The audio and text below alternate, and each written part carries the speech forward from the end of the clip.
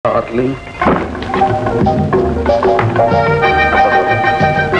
ఆడాళ్ళకి ఎంత అసూయ. అందుకనే సుప్పనాటి అన్న పదంలోనే ఇరికించారు నాటిని. ఎవరు? మొగాళ్ళేగా? నోనో, మేము మగాళ్ళం కాదు, పురుషులం.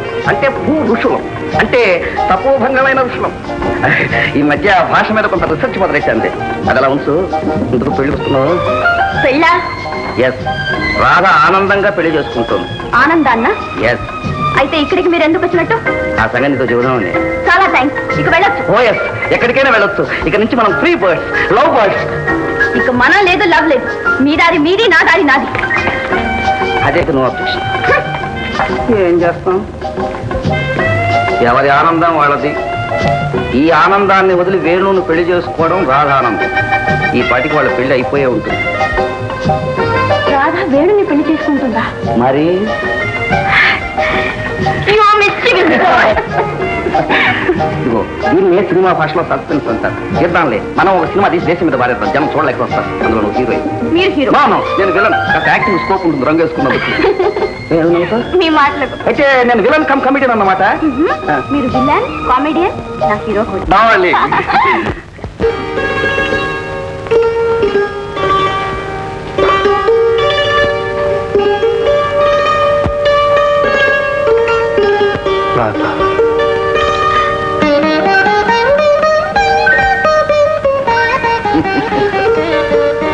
ఇదంతా సిగ్గేనా? సరి సరి.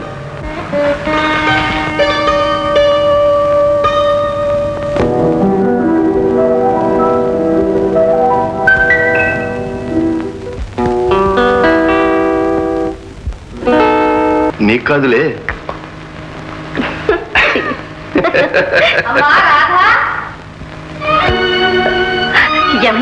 అమ్మ గొంతుకులా ఉందండి. అభ్యంతరం ఉంది, వెళ్ళి చూడు.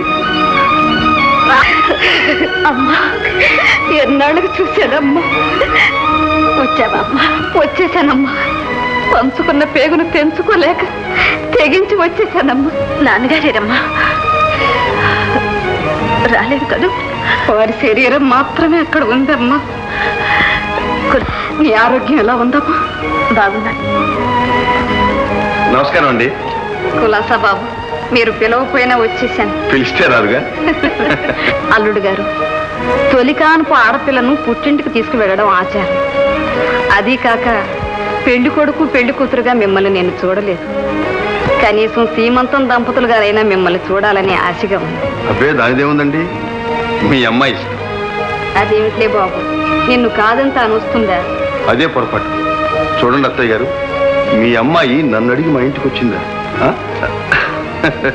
ఇది రాధరాజ్యం. ఏమంటావమ్మా? అమ్మా, మరేమనుకోకు. పుట్టినిల్లు మెట్టినిల్లు రెండు నాకు ఇల్లు.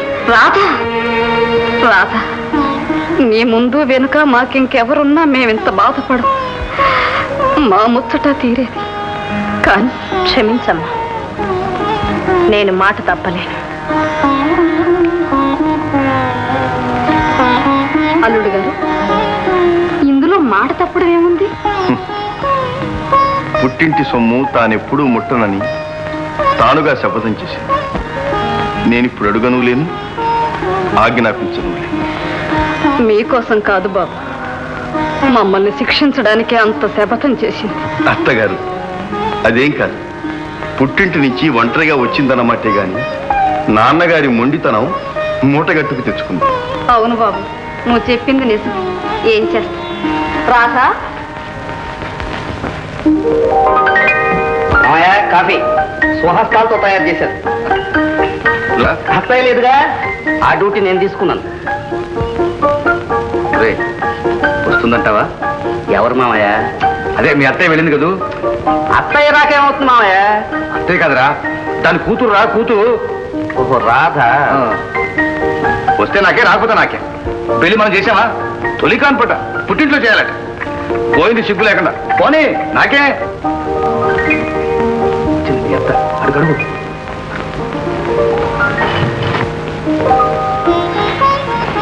అత్తయ్య, రాధ చూడా. ఆ షేక్స్పియర్ మొహం తెలియట్లేదురా, అడగడం దీనికి. నా కూతురు అంటూ గెంతుకుంటూ పోయింది. వస్తే నీ కూతురు కాదు, అది నా కూతురు చెప్పాను. విన్నదా? వెళ్ళలేదు. వెళ్ళింది బాగా బుద్ధి చెప్పి పంపించింది. కావాలి, అలాగే కావాలి. తన కూతురు అయితే వచ్చేది, నా కూతురు కాబట్టి రాలేదు. రాదు, ఇప్పుడు కాదు, ఇంకెప్పుడు రాదు. నేను బ్రతికుండగా రాదు. అది నా కూతురు. రాదు నా కూతురు.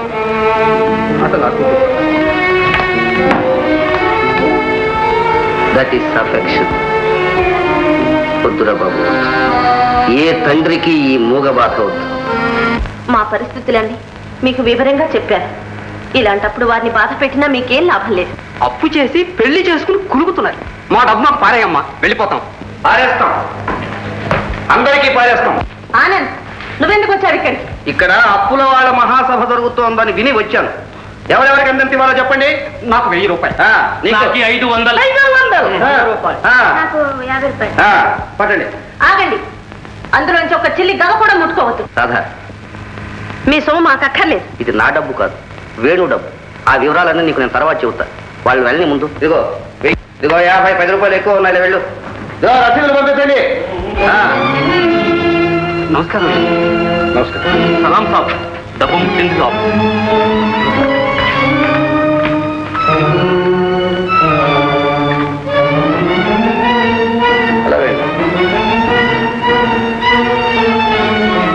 రాధా, ఏమిటి? ఎక్కడిది డబ్బు? పుట్టింటి నుంచి తెప్పించావు, అవునా? పుట్టింటి డబ్బు ముట్టలని నాకు ప్రమాణం చేశావు. ఇంతేనా? నా పరువు తీయాలనుకుంటే నా పరోక్షంలో నలుగురిలో తీయాలా?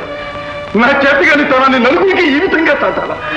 ఇంతకంటే కాస్త విషయం ఆనంద్, చెప్పు, వారికి సమాధానం చెప్పు. చెప్తాను బ్రదర్. ఇది రాధ పుట్టింటి సొమ్ము కాదు, అత్తింటి సొమ్మే. అంటే నీ సొమ్మే అవుతుంది, కాస్త నువ్వు అడ్జస్ట్ చేసుకోగలిగితే. అంటే మీ అభిప్రాయం? నర్తకి నళిని పేరు వినే ఉంటావు.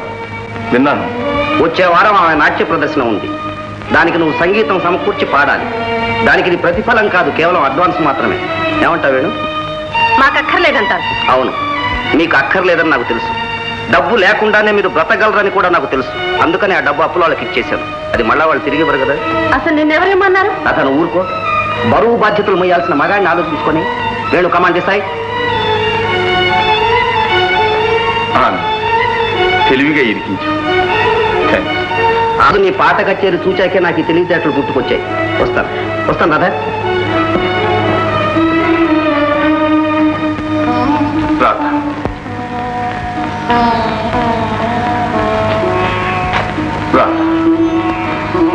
ఒక నర్తకి పక్కన నేను పాడటం నీకు ఇష్టం లేదని నాకు తెలుసు. కానీ ఏం చేయమంటావు? ఉద్యోగం కోసం ఎక్కిన గుమ్మమే కానీ ఎక్కని గుమ్మం లేదు. అడగలేని వాళ్ళందరినీ అప్పడిగాను, ఏమీ లాభం లేకపోయింది. పోనీ లేదా, ఇది ఒకందుకు మంచిది. ఈ భారం తీరిన తర్వాత మనం సర్వస్వతంత్రులం. ఇష్టం ఉంటే పాడొచ్చు, లేకపోతే మానేయచ్చు. సరేనా? ఏమనండి, మీ ఇష్ట ప్రకారమే చేయండి. కదలించే వేదనలోనే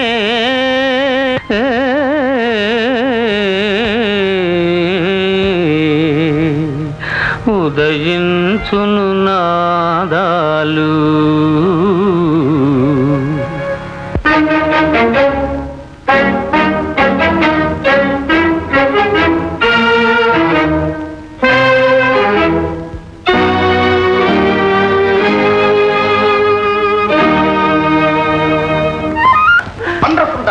ఏమిటి వండర్ఫుల్?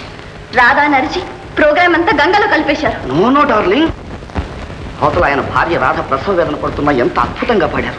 అందుకు నిజంగా మనం వారిని అభినందించాలి. I'm so sorry. వేణు, మీరు వెంటనే వెళ్ళి రాధ సంగతి చూడండి please. Thank you sir. Radha ప్రసవ వేదనలో ఉందా? అవును, మనసు అక్కడ. నీ కళ్ళ ముందు కనిపించింది నువ్వు కాదు, రాధ. వినిపించింది సంగీతం కాదు, రాధ మూల్గులు. అతను అనుభవించింది జీవితం, నీకు వినిపించింది పాట. That's all right. వెళ్దాం పదడాలి.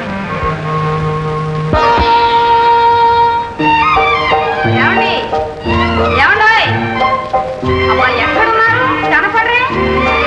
ఏమండి? ఇక్కడున్నారా? రాత్రి రాత్రంతా నిద్రపోలేదన్నమాట. నాకు తెలుసులేండి, మీరు ఇక్కడున్నా మీ మనసు అక్కడే ఉంటుందని. లేదు, అక్కడే నువ్వు పొరపడుతున్నావు. ఏమండి విన్నారా? ఆడపిల్లండి. ఆడపిల్ల లేడి పిల్ల నాకెందుకు? సంబడం చెప్పొచ్చింది, సంబడం అని. ఫోన్లేండి, ఇక నేనేం చెప్పండి. ఇగో మాట ఏంటన్నావు? ఆడపిల్ల చాచా, మగపిల్లడైతే కొంతవరకు నయం, ఆడపిల్ల అయితే అందంగా ఉండాలి. అందమా కుందను బొమ్మంటే నమ్మండి. అంత అందంగా ఉంటుందా? అచ్చం మీ పోలికే. నన్నేం ఉడికించక్కర్లే, నా పోలికలని నాకు. ఏమిటిలా రోజు మీకంత హేళనగా ఉందన్నమాట. పేదవాళ్ళని చూస్తే కాదు, చేతగాని వాళ్ళని చూస్తే. మా కంపెనీలో పిలిచి ఉద్యోగం ఇస్తే ఒక్క ప్రోగ్రాంకు పాడాడు, పెళ్ళాం మాట విని మానేశాడు. మీరు పొరపడుతున్నారు, ఆయనకి అది అగౌరవంగా కనిపించింది, అందుకని మానేశారు. పోనీ గౌరవమైన పని ఇంకేదన్నా చేయొచ్చుగా, ఇలా గోళ్లు గెలుకుంటూ కూర్చోకపోతే. అవకాశం రావాలిగా. అవకాశాలు వాటంతట అవి రావు, మనం రప్పించుకోవాలి. సంగీత కళాశాలలో ఒక పోస్టు ఖాళీ చేయిస్తా. మీ గురువు గారిని ఒప్పించి ఎలాగైనా ఒక అప్లికేషన్ పడేయించు, మిగతాది మనకు వదిలే. ఇదిగో, ఈ సంగీత కళాశాలతో నాకు మా మామగారికి సంబంధం ఉన్నట్టు మాత్రం చెప్పకు. అసలే మా పొడంటే గిట్టకు వస్తున్నాడు. సరేనండి. హలో హలో రాధా, అంత ఇక్కడే ఉన్నారే? పేరేం పెట్టారు? లక్ష్మి. అత్తయ్య, కూతురు పెట్టాలనుకున్న పేరు మనవరాల కన్నా పెట్టావు. నీ జన్మ తరించింది లేపో. ఈ శుభ సమయంలో Natyashri Nalini, my would be wife, నీకు ఇంగ్లీష్ రాదుగా నా కాబోయే భార్య వేణు గారికి ఒక చిన్న కానుక సమర్పించాలనుకుంటోంది. అందరూ సావధానంగా చిత్తగించండి. ఏం లేదు, వేణుగారు ప్రతిభంతా మన దేశంలో అడవి కాచిన వెన్నెలైపోతుంది. కొద్ది రోజుల్లో నాకు ఫారిన్ టూర్ వెళ్ళడానికి అవకాశం ఉంది. అప్పుడు వేణు గారిని మాతో పాటు తీసుకెళ్లి వీరి నాట్యానికి వీరి సంగీతాన్ని జోడించి వీరి ప్రతిభను ప్రపంచానికి చాటాలని నాకు చాలా ఆశగా ఉంది. మరి వేణు గారు ఏమంటారు? క్షమించండి, నాకంతటి ఆశ లేదు. ఆశదే ఉంది, ఇవాళ లేకపోవచ్చు, రేపు కలగవచ్చు. కానీ విదేశ పర్యటన అందరికీ లభించేది కాదు. ఉట్టికి ఎగరలేనమ్మా స్వర్గని. నా దేశమే నాకు తెలియని వాడిని విదేశ పర్యటనమా? ఇప్పుడు ఎందుకండి ఈ వాదాలు? Well said. ఇంకా చాలా టైం ఉందిగా. వేణు, మా నళిని తరఫున నీకు మాటిస్తున్నాను, నువ్వు ఎప్పుడు వచ్చినా సరే మా కంపెనీలో సీట్ రిజర్వ్ అయి ఉంటుంది. థ్యాంక్స్. సరే వస్తాను. వస్తారా? వస్తానండి. సరే, అసలు సంగతి మర్చిపోయాను. వేణు నీ కూతురికి బహుమానం. దాదా నీ కూతురికి కూడా.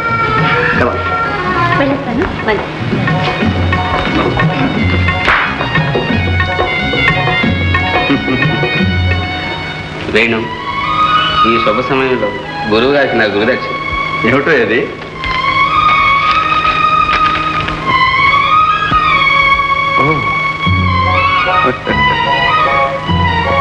బలరాం నాకు సంగీత కళాశాలలో అధ్యాపకుని పనిపించాడు. అంత మాట ఎందుకు లేవేను? నువ్వే కదా టోయ్ బలవంతంగా నా చేత అర్జీ పెట్టించావు. అది ఫలించిందంటే ఈ పుట్టిన పాప అదృష్టం.